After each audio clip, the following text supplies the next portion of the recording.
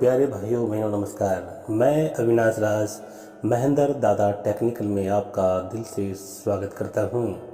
तो आइए आज हम सबसे ज़्यादा इम्पोर्टेंट टॉपिक के बारे में जानकारी देते हैं। तो आइए करते हैं दिल से बात।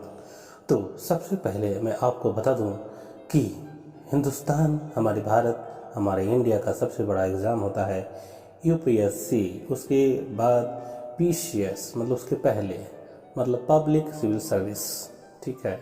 जैसे JPSC, BPSC, UPPCS, RAS, MPPSC, बहुत सारे एग्ज़ाम होते हैं जो आपको हाई क्वालिटी के ऑफिसर बनाते हैं। स्टील फ्रेम ऑफ इंडिया में आपका स्थान होता है।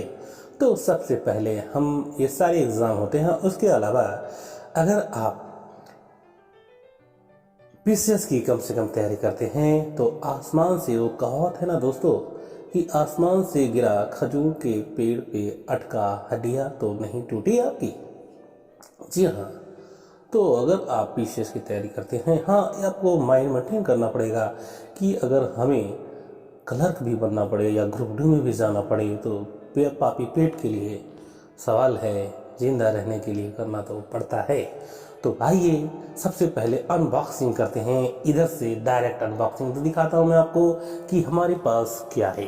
देखिए हमारे पास इतनी सारी बुक है। आप बोलेंगे इतनी ही बुक है, बहुत सारी बुक होती है, लेकिन आप उसको सेलेक्ट कर सकते हैं। तो सबसे पहले अगर आप हायर लेवल का एग्ज़ाम का तैयारी करना चाहते हैं, खास तौर से सिविल सेवा में जाना चाहते हैं और किसी न किसी प्रकार का जॉब आप प्राप्त करना चाहते हैं, तो आप जानते हैं कि आज के दिनांक में, आज के डेट में जो है, आज के तारीख में कंपटीशन बढ़ गया है बहुत ही ज़्यादा। कौन कितना ज़्यादा जानता है फ़र्क नहीं पड़ता। फ़र्क ये पड़ता है कि कौन कितने समय में अपने आप को रिकॉल करके एग्ज़ाम हॉल में लिख सकता है और अपने जवाब सही सही दे सकता है कम समय में। तो भूलने के लिए तो बहुत कुछ है। तो आइए सबसे पहले देखते हैं। ये बुक में केवल जियोग्राफी की बुक है मेरे दोस्तों, मेरे प्यारे भाई बहनों नमस्कार। ये देखिए, आपको ये जियोग्राफी की बुक है, आप देख सकते हैं हमारा पर्यावरण है ये। तो उसी तरह छठी से लेकर 12वीं क्लास तक की एनसीईआरटी है और उसके अलावा भी है आपको इतिहास की भी आती है। तो आपको सोशल साइंस जो है और साइंस जो है, साइंस छठी से लेकर 10वीं क्लास तक का एनसीईआरटी का साइंस पढ़ना चाहिए और सोशल साइंस जो है छठी से लेकर 12वीं क्लास तक, खास तौर से ज्योग्राफी और इतिहास। तो सवाल उठता है ये है कि हम एनसीईआरटी जानते हैं, बहुत सारे लोग आपको बताते भी होंगे और यूट्यूब में बहुत सारी वीडियो भी डाला हुआ होगा और कुछ लोगों को छोड़ के जितने भी लोग डालते हैं सिर्फ रीड कर देते हैं, काम ख़त्म हो जाता है। लेकिन ऐसा बात नहीं है, आपको गहराई से समझना पड़ेगा। और हाँ, तो मैं ये आपको कहना चाहता हूँ कि छठी से 12वीं क्लास तक एनसीईआरटी पढ़ें और अगर आप दिल से पढ़ते हैं, लेकिन तो आप सोचते हैं कि मेरा हो जाएगा ना, इसके अलावा भी एडिशनल बुक जो है, एडवांस बुक बोल सकते हैं इसको, और तो एक बुक आपको रखना चाहिए। मतलब एक ही बुक उसको पूरी तरह से A to Z पढ़ें। और अगर एडिशनल बुक रहते हैं तो मेरी तरह लालच में ना पढ़े। अगर लालच में आप पढ़ जाते हैं तो आपका रिजल्ट खराब हो जाता है। इसलिए क्योंकि आप कितना भी एक कमरा बुक पढ़ लो मेरे साथियों, तो भी आपका मार्क्स 100% नहीं आ सकता है। तो क्यों ना हम 25 बुक, एक ही टॉपिक के लिए 25 बुक के को छोड़कर हम एक टॉपिक के एक बुक को 25 बार पढ़ें, 50 बार पढ़ें। हालांकि उतना पढ़ने की ज़रूरत नहीं पड़ती है। तो अब मैं ये बताना चाहता हूँ कि कैसे पढ़ें, एक एग्जाम्पल देके। ठीक है, आइए शुरू करते हैं दिल से। तो सबसे पहले अपने मोबाइल से भी पढ़ सकते हैं या आप हार्ड कॉपी अपने बुक से भी एनसीईआरटी पढ़ सकते हैं। तो सबसे पहले पढ़ना है, रीड करना ही है सबसे पहले, लेकिन उसके बाद समझना है। बहुत सारे लोग ये रीड करके ही चले जाते हैं, उनको लगता है कि पढ़ लिया है।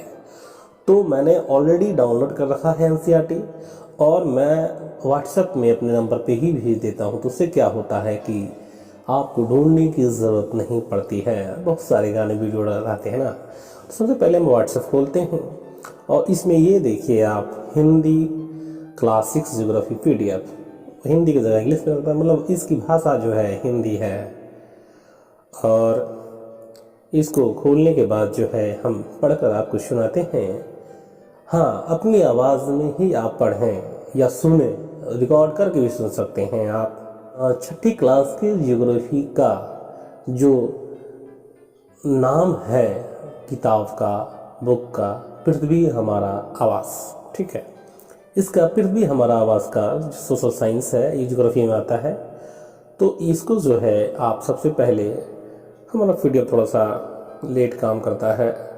अब देखिए, सबसे पहले चैप्टर 1 में है सौर मंडल में पृथ्वी। इसका सबसे पहले एक पेज का या एक पैराग्राफ का आप रीड कर लीजिए, या जैसी स्ट्रेटेजी हो आपकी, लेकिन कुल मिला के फाइनली आपको करना क्या है वो मैं थोड़ी देर में बताता हूँ। आगे रीड कर लेता हूँ। तो देखिए, चैप्टर 1 सौर मंडल में पृथ्वी। ये देखिए, सौर मंडल पृथ्वी में बाईं तरफ जो है आपको सौर मंडल बना हुआ है, उसमें बीच में जो है आपको सन मिलेगा। सौर मंडल का में हम लोग, पृथ्वी हमारा जो है सौर मंडल का एक परिवार का एक हिस्सा है। तो सबसे पहले पढ़ते हैं। सूर्यास्त के बाद आकाश को देखना कितना अच्छा लगता है। आसमान में पहले एक या दो चमकते बिंदु ही दिखते हैं, लेकिन बाद में इनकी संख्या बढ़ती जाती है। आप उनकी गणना नहीं कर सकते। संपूर्ण आकाश छोटी छोटी चमकदार वस्तुओं से भर जाता है, जिनमें से कुछ चमकीले होते हैं एवं कुछ धुंधले।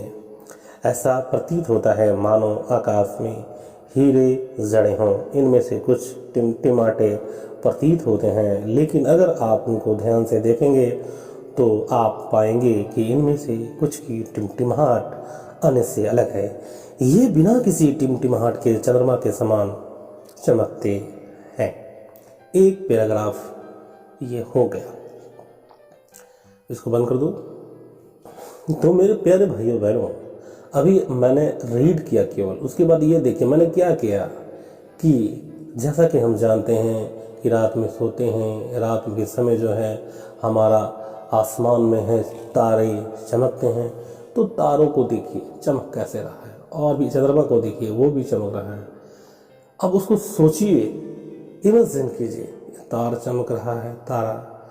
हालांकि मैं बता दूं कि सूर्य भी एक तारा है और सूर्य से बड़े बड़े तारे होते हैं, लेकिन उसकी डिस्टेंस जो है पृथ्वी से दूर होने का कारण छोटी छोटी दिखाई देती है। तो आगे उसको एक चैप्टर पढ़ने के बाद या एक पैराग्राफ पढ़ने के बाद, पूरा एक बार तो पूरा तो पढ़ लीजिए, फिर एक पैराग्राफ पढ़िए और पैराग्राफ को अपना सोचिए, मनन कीजिए कि वो आप जो पढ़ है उसका इमेजिन बनाइए, इमेजिन कल्पना कीजिए। तो उस तरह से क्या होगा, उसके बाद आप सवाल पूछिए, अरे तारा भी चमकता है, कुछ और भी चीज़ कुछ और भी वस्तुएं चमक रही हैं, तो वो क्या है, वो पिंड क्या है, ठीक है। तो इसमें आप जो है डिटेल में जितना जाएंगे, जितना हो सके उतना आप जो है आपके लिए अच्छा होगा। तो दोस्तों, रीड करते हैं एक बार, उसके बाद आप एक पैराग्राफ का रीड करते हैं, उसके बाद सोचते हैं उसके बारे में। हाँ, 2-3 बार करने के बाद अगर आपका कैपेसिटी एक बार भी समझने को है, तो फिर आपको जो है हाईलाइनर से जो है उसको लाइनिंग करना है, जो इम्पोर्टेंट आपको लगे एग्जाम पर्पज से। और कैसे इम्पोर्टेंट लगता है, तो आप पिछले वर्षों का प्रश्न पत्र जिसकी भी तैयारी कर रहे हैं उसको देख सकते हैं। और भी एक विस्तृत एनसीईआरटी कैसे पढ़ें उसको हम फिर बताएंगे, लेकिन अभी आज इंट्रोडक्शन था इसीलिए इतना ही तक।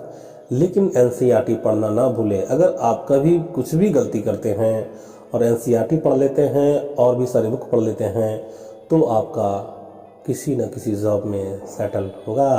तब तक के लिए जय हिंद। और आपको महिंद्रा ज़्यादा टेक्निकल अच्छा लगता है, अपने अच्छा अनुभव किया तो सब्सक्राइब करें, लाइक करें, कमेंट करें, शेयर करें। जय हिंद, वंदे मातरम।